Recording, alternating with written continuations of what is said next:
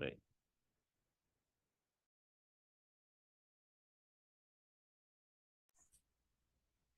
Boa noite, vocês me escutam bem?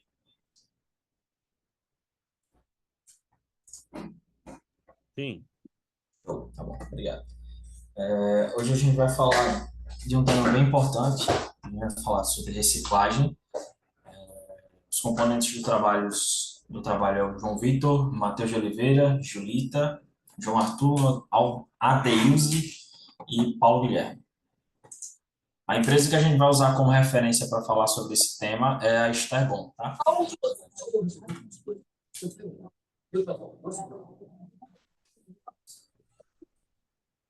Rodrigo chegou!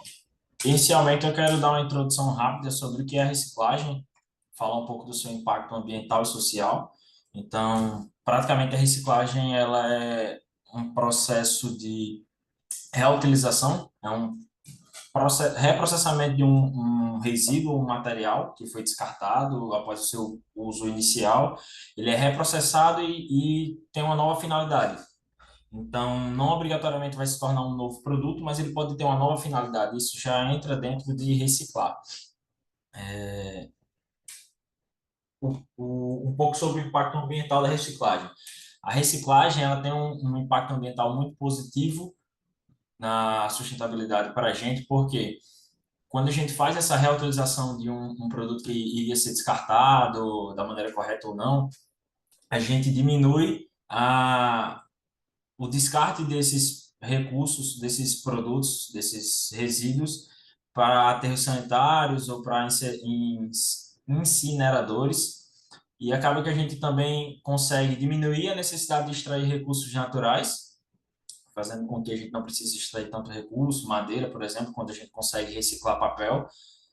Ah, e a gente também diminui a emissão de gases de efeito estufa, tá? Devido à questão dos incineradores. Além disso, falando um pouco do impacto social, junto da reciclagem, a gente consegue, com a reciclagem, aumentar a conscientização ambiental da população, da humanidade. A gente consegue incentivar hábitos mais saudáveis e saudáveis, mas principalmente sustentáveis e responsáveis.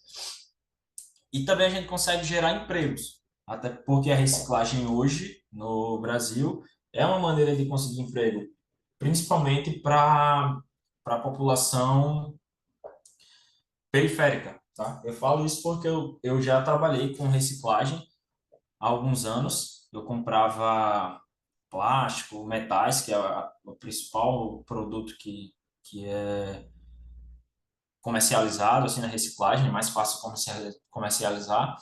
E os meus principais clientes eram pessoas periféricas, eram pessoas em situação de rua, que passavam fazendo coleta assim por si só nos lixos, coletavam plástico, metal, metais em geral, tipos de plástico também em geral, papel, papelão. Vendia, a gente comprava, fazia uma coleta, que está dentro do processo, eu vou falar um pouco, e revendia para outra empresa que já processava esse produto, transformava em novos tipos de processava esse resíduo, desculpe, e transformava em novos tipos de produto. Então a gente tem aí uma cadeia de produção e também tem um ciclo de comercialização dentro da reciclagem. Por isso que eu tenho um impacto muito forte dentro da área econômica também, digamos dessa maneira, né, da área social. Hoje não no seu maior desempenho que poderia ter, devido a alguns problemas e obstáculos que a gente tem. Mas agora eu vou falar um pouco sobre os principais processos da reciclagem.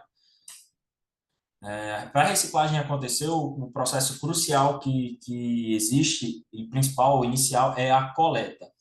Já, já dando seguimento a isso, após a coleta, a gente tem a separação. Tá? Então, sempre tem a coleta de um plástico lá, vários tipos de plástico, e faz essa coleta, depois faz a separação, um plástico, metal, enfim, usando como exemplo. Após isso, a gente vai ter o processamento daquele resíduo, que vai ser trituração, vai ser fusão, enfim, algo do tipo. Após esse processo em que a gente vai pegar aquele resíduo, transformar ele em matéria-prima de novo, de uma maneira que a gente possa usar, a gente vai para o processo ali de moldagem, provavelmente.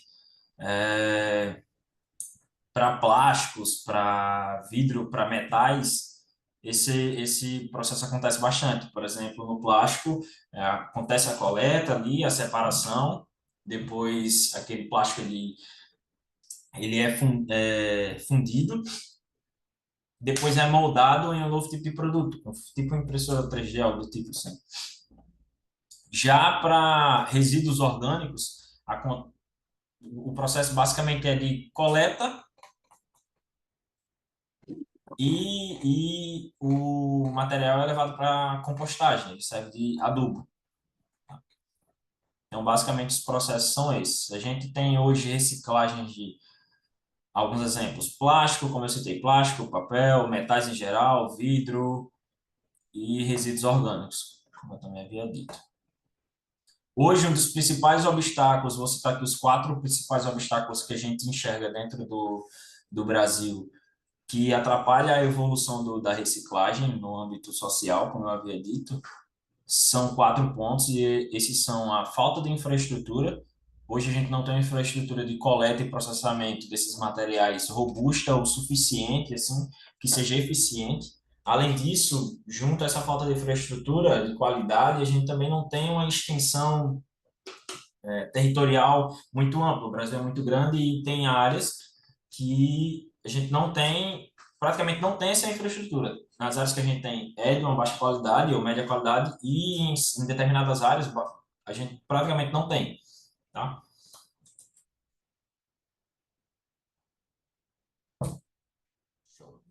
Beleza. Voltando, como eu havia dito, após o primeiro tópico, que é a falta de infraestrutura de qualidade, a gente tem o segundo tópico, que é muito importante, e ele ainda é bem insuficiente no Brasil, que é a falta de conscientização da própria população.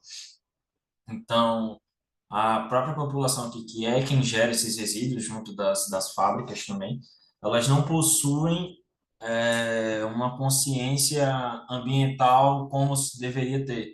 Então, acaba que muita gente não faz reciclagem, não descarta da melhor maneira, não recicla produtos que poderiam reciclar. Então, muito em virtude da falta de conscientização dessa própria população, tá? O terceiro tópico é o mercado de recicláveis. Como eu falei, existe um mercado dentro da área de reciclagem que tem um impacto social muito forte e um problema dentro desse mercado que eu presenciei é a volatilidade de preços de compra e revenda desses materiais. Eu não sei dizer hoje o porquê a gente tem essa volatilidade toda, mas eu acredito que seja por conta de legislação ou algum tipo de política pública que não consegue fazer o regimento correto disso. Então, às vezes eu comprava a 4,50 um quilo de plástico, depois estava vendendo a 6,50, aí depois eu tinha que comprar a 5,50, enfim, conforme ali o preço ia sendo regrado para mim, eu tinha que regrar o preço de compra, e isso acabava atrapalhando, tá? Quarto tópico, eu já tinha iniciado a falar dele no terceiro tópico, é praticamente a parte de legislação e política pública. Falta um incentivo do governo, digamos assim, dentro dessa área, tanto na parte de conscientização, divulgação de materiais que ajudem a conscientizar a população, como também em regimento, acompanhamento, incentivo, incentivo econômico, fiscal para empresas, por exemplo. Isso tudo ajuda a fomentar esse mercado que hoje ainda é muito esquecido, tá? E aí, como solução para esses pontos, eu trago praticamente a gente resolver os problemas que foram postos aqui. Então, é melhorar a infraestrutura, é investir mais nisso, é educar, conscientizar, dar incentivos econômicos e fortalecer bastante as políticas públicas dentro dessa área, tá? Então, é isso. Agora eu vou passar para o terceiro tópico.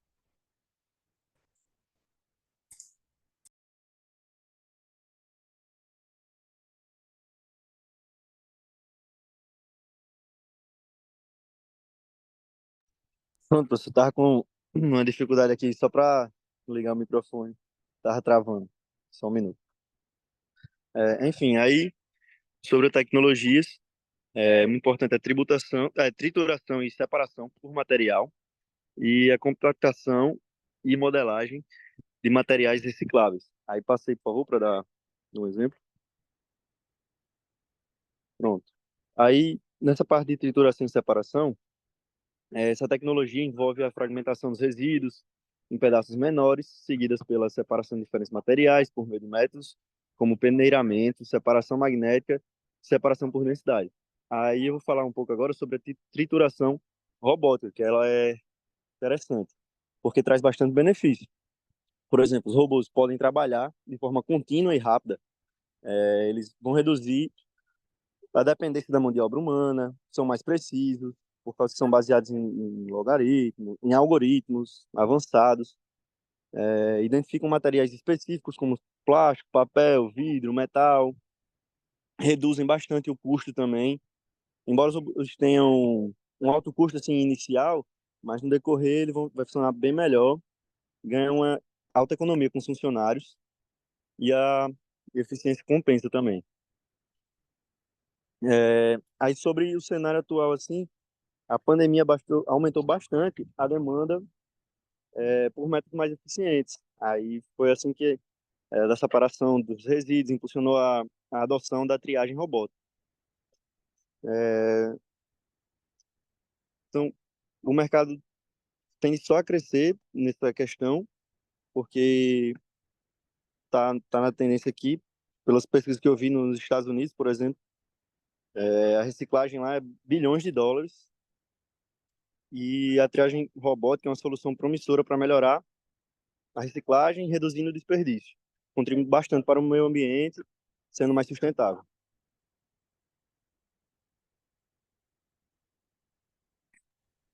Show. Continuando o que o João Arthur estava falando, né? Falando um pouco sobre os processos de lavagem, purificação. Esses processos são realizados para que possa eliminar algum resíduo, alguma substância desejada que possa ter naquele produto que você está reciclando, para a realização desse processo. Normalmente são utilizadas técnicas como flotação e centrifugação e pode passar. Pronto. Aí falando um pouco da compactação e moldagem dos materiais recicláveis, você vai fazer aquela compactação para diminuir o tamanho daquele material, para facilitar tanto o transporte quanto o armazenamento, né? E logo em seguida é feita a moldagem para dar o destino final do produto, né? Transformar em um novo produto. Essa semana teve uma palestra da Três Corações sobre logística reversa, e lá eles falaram que coletavam as cápsulas de café e depois desses processos, né, na hora da moldagem, eles transformavam tanto em o material plástico, tanto em tijolos, telhas e alguns outros produtos também. Falando também em tecnologias relacionadas à reciclagem, como o Paulo falou, é muito utilizado os resíduos plásticos assim para impressão 3D, né? Serve como matéria-prima para que possam ser feitas as impressões. E outra coisa muito utilizada também é o uso de blockchain para que você possa rastrear esses resíduos. A empresa tem um controle sobre se tá tendo um descarte correto desses materiais, se não estão jogando no lugar errado. E como é feito em blockchain, você não tem como alterar assim, essas transações.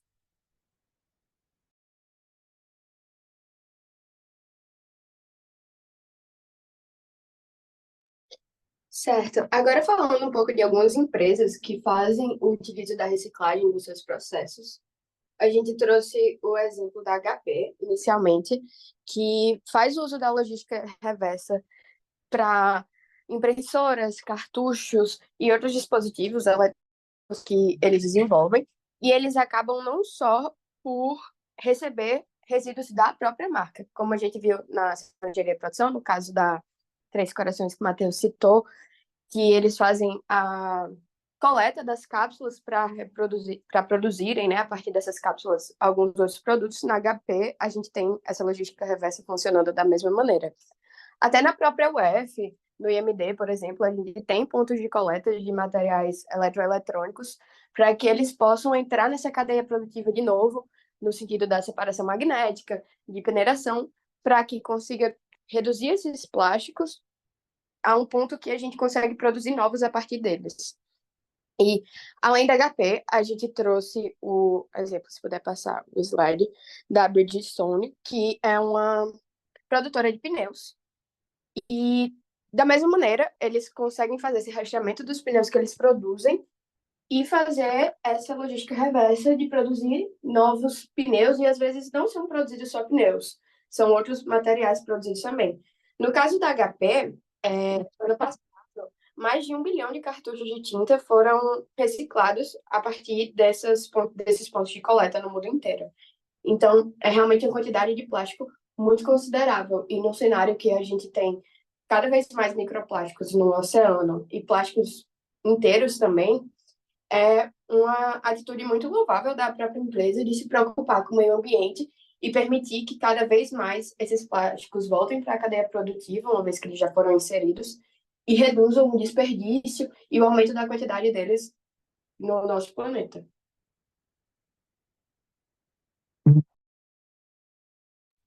Bom, a gente também trouxe um case de sucesso aqui do estado, né? No caso da Esterbon.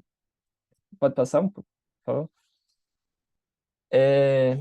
Onde eles diminuíram em cerca de 20%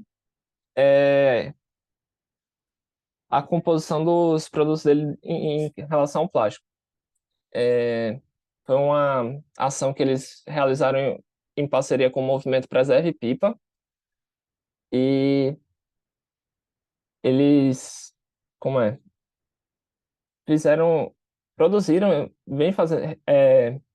produzindo esses produtos apenas utilizando energia renovável, e eles têm uma meta que até 2026 eles querem reduzir em 40% o uso de plástico em suas produções. Tem até uma fala aí no slide do gerente de operações do Esterbon, que ele fala que, além da composição com menos plástico, a garrafa também é produzida com 100% de energia renovável. O nosso objetivo até 2026 é reduzir 40% do plástico. Isso demonstra o cuidado que nossa marca tem com o meio ambiente e ecossistema. Aí vem demonstrando, né, o cuidado da empresa com o meio ambiente e utilizando um local aqui do estado mesmo como referência, né, para que possa ser preservado as praias, todas as belezas naturais de Pipa. Bom, era isso que a gente tinha para apresentar. Agradecer a todo mundo que pode estar aqui assistindo. E é isso. Muito obrigado.